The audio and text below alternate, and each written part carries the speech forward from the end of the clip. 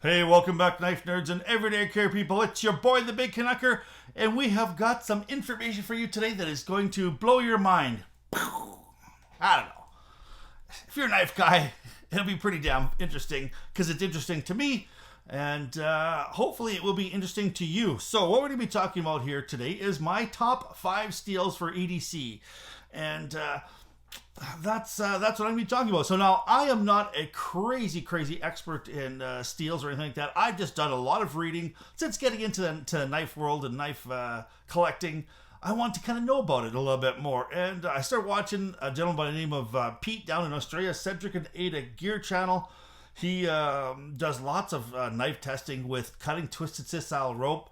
And once his knife dulls enough or it won't cut a sheet of paper, that's where he stops the test. And I mean, that guy, holy cow, his must have tendinitis because he cuts thousands and thousands and thousands of times with this in these tests. And bravo to you, man. I'd like to talk to you about it. So one of these days. The other thing here we want to do is I want to apologize real quick. I didn't get my money video out. I was at the dentist yesterday and my mouth is still a little bit sore. So if I stumble over my words a little bit, please forgive me because, it's getting old and you got to take care of the chompers.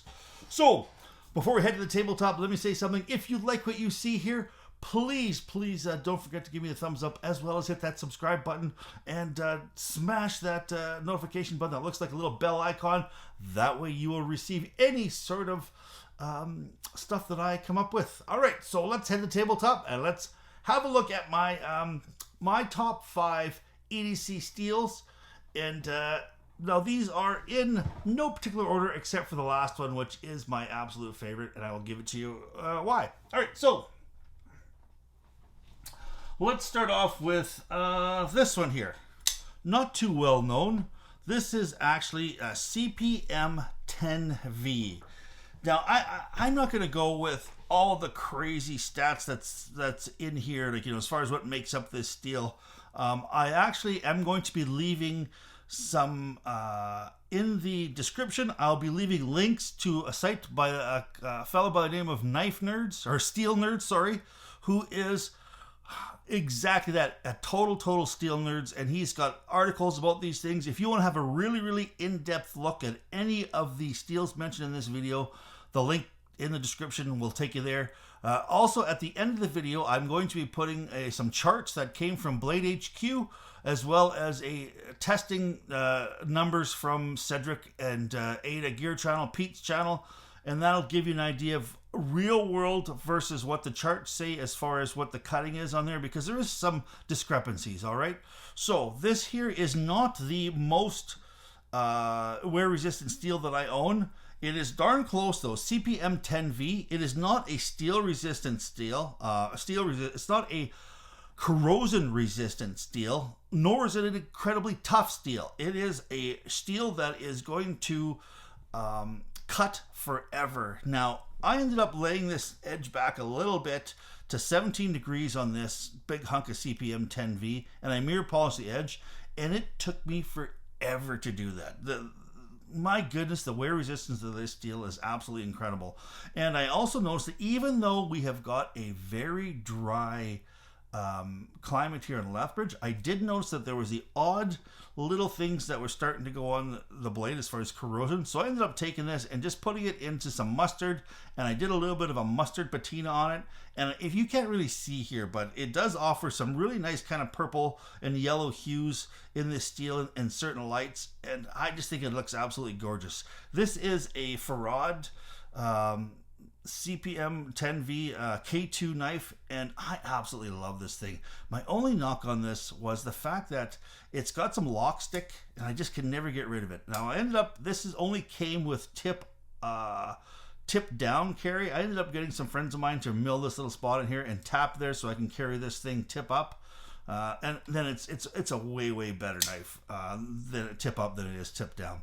Now, the CPM 10V steel is really kind of a hard steel too as well.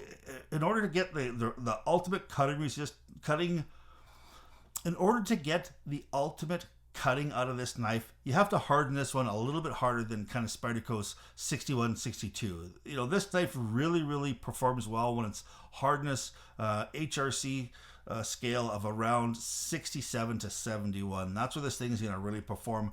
Now, this knife here, according to Cedric and Ada, it cut his twisted sisal rope with the factory edge, mind you.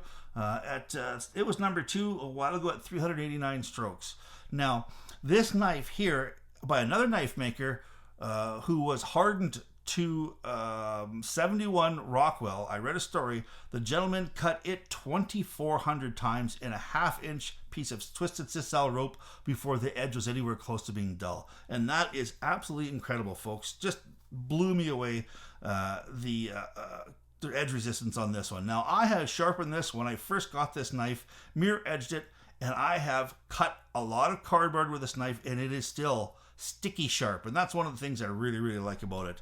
Now, I'm not going to be, even though it is a really big knife, I don't know how well it would take chopping or batoning or anything like that. And I don't really want to find out because it is not as tough as some of the steel that's out there. Now, any sort of steel, you're going to lose. Like if you've got, like, say, 4 quadrants, you know, positive, negative, left and right, the dead center is where you're going to get really good in everything. You know, you're going to get good edge retention, good toughness, good wear resistance, good, you know, corrosion resistance, all going to be there. Most knives don't sit in that center. Most knives, either you got to sacrifice, say, corrosion resistance for edge retention, and say edge retention for toughness. You know, there is a balancing act on all your steels that are out there, and this one happens to lean towards edge retention and not corrosion resistance or toughness. And but I still love this knife, and I really enjoy this steel. All right, something else here, which is going to be along the lines of that, but a little more hyper version, is Maximate. Now you can see here, these are 2 steels that are the real hyper cutting steel. Now Maximate is number 1 in actually Rex 21 is now number 1 in Cedric and Ada's gear channel for the amount of twisted sisal rope cut. But this is number 2, and for a long time it was number 1, and by a far margin too as well. In this particular chart that I have, it's 563 times Maximate steel was cut. And again, you're going to have to harden this harder than the normal 58 to 61 that, say, Spyderco does. This one here, I do believe, is hardened to around 65. And even a little bit more, 67 to 70 is going to get you the ultimate cutting performance out of this knife. But this here, I mean, I really enjoy this. And again, I decided to go a little bit of a... I decided to get ahead of the curve as far as you know, patina on this. So if I cut some sort of apple with this, I don't wipe the blade right away, it will develop, you know, patina. This one here happens to be, I did in vinegar. I just kind of painted some vinegar on there and a little bit of mustard. And I just kind of wanted to keep that center hole. You know, it's my own little design here. I like the looks of it. And I am going to probably dye this grayscale. I'm getting a little sick of the gray here for a little bit. But Maximate, oh my goodness. If you are going to be sharpening Maximate steel, you're going to want to use both of these. You're going to want to use at least diamond or cubo CBN steel or CBN or diamond stones to do this, because this will eat through your zirconia steels or your aluminum oxide, aluminum oxide or zirconia stones. This stuff will take forever. And I'm not saying you could never get it sharp, but the amount of carbides that are in here are amazing, and you will chew through your stones. So get yourself a really good DMT diamond set of diamond stones to sharpen this kind of stuff, and perhaps some CBN or diamond emulsion to strop with, as well as, or, you know, some Gritomatic Veneve diamond stones. Those are the ones that are going to chew through this stuff a whole lot better. Now, sharpening on these knives is not that bad if you're just maintaining the angle. See, this one here, the factory angle here, you can see that I did mirror polish it. I didn't lean it back or anything. This is what it came from factory, and I do believe it was right around 18 or 19 degrees. I just took that same factory edge and just refined it a little bit and mirror polished it, and it cuts like a bandit. But I can imagine trying to take this and drop it down to 15, you know, and really get a crazy acute edge on there. It will take forever. because this one here did. I mean, I was 2 days and I ruined, or not ruined, but I took probably about 80% of the life of a 240 grit diamond stoned on my KME system. And I just basically, when I was done hogging off all the steel on this one here, I ended up, my coarse 240, the fill of it, it felt like my 1000 grit. It just basically ate away all the diamonds that are on there. And Maximate is even worse. Although Maximate is less corrosion resistant than the CPM 10V. And the other thing too as well is both of these knives, you're not going to want to use this steel for doing any sort of chopping or any sort of shock to them. Even though they are fairly strong, you know, they are, of course, they're steels. I mean, because I did do some cutting with this where I cut some cardboard, and you know, sometimes you get some lateral stresses on it, and I wasn't worried about that at all. And I didn't see any sort of chipping with either one of these. Early on in this Maximate's life, I know that there was some people who sharpened these knives and they were getting chipped up. They would kind of do any sort of draw cuts on anything that was a little bit resistant, and you'd get it chipped on the edge. And you can feel it with your fingernail. If you've got a chip in there, you can feel it. And both of these are like glass. Now, Spyderco must have figured out its heat treat in both these because there is no issues with chipping on either one of those. All right. Let's move on to the next one. The next one here is going to be M4 steel. Now, another steel that is not crazy corrosion resistant, but it is more corrosion resistant than these two. M4 steel, I really, really like this. Now, M4 is great edge retention, but really, really good toughness and really, really good worker's knife. If you want a knife that is going to be put through a hell of a lot and you're going to do lots of cutting with it, M4 is certainly one to go with as an EDC blade. And this happens to be my Spyderco Advocate. I absolutely love this orange peel titanium. I love polished titanium. That's the sucker for me, man. I love really smooth titanium knives, and this is one of them. And I might end up trying to take this and polish this even more. I won't sand it. I'll just polish it till see if I get a mirror finish. But I think M4 steel is excellent. Now, when you have a look at, say, a lot of these competition choppers that are out there, if you look at any sort of knife sports or blade works or things like that, M4 is invariably the steel that is used in all these big 12-inch choppers that are, you know, those choppers are cutting, you know, big 2-inch hanging rope, and then the next thing they're going to be doing is they're going to be cutting a tennis ball and a golf ball, and then they're going to go cut some straws, and then they're going to cut some paper where they've got a freehand cutting paper, all in the same competition, because M4 steel will take an excellent, wickedly fine edge, and it'll keep that excellent, wickedly fine edge without chipping or deforming or anything like that. Really, really tough steel, really, really great edge ability, easy to sharpen too as well. Like, see, these two here are not easy to sharpen. They're not bad if you're just keeping the edge the same, but if you want to hog a bunch of steel, not too bad with the M4 steel. If you want to lay back your edge a little bit, because the M4 steel is also tough enough that you can take this steel down to probably a 15-degree edge and still not have to worry about your edge chipping or deforming or anything like that. I think there's lots of versatility with this M4, and it is one of my favorite right from the beginnings. And I like the fact that you can take this steel, I can work with it all day, and I can go to my strops and I can strop it up 10 or 15 times on each side, and it's right back to that sticky sharp.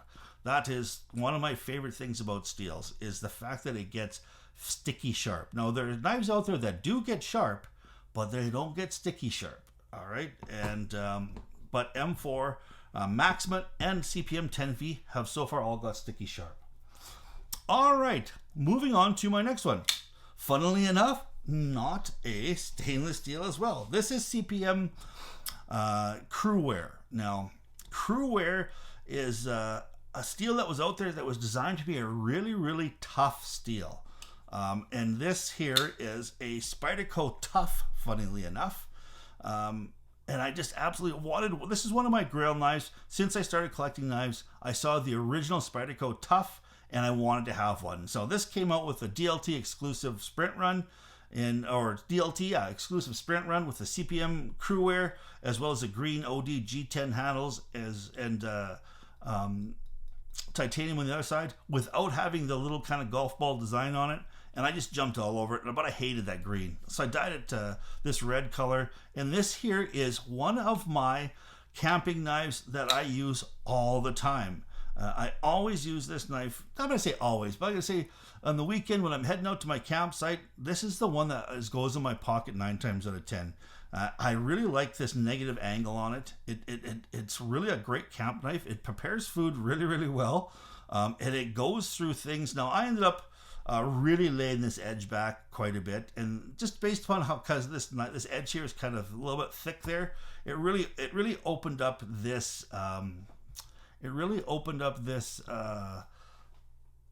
this edge here and made it quite wide.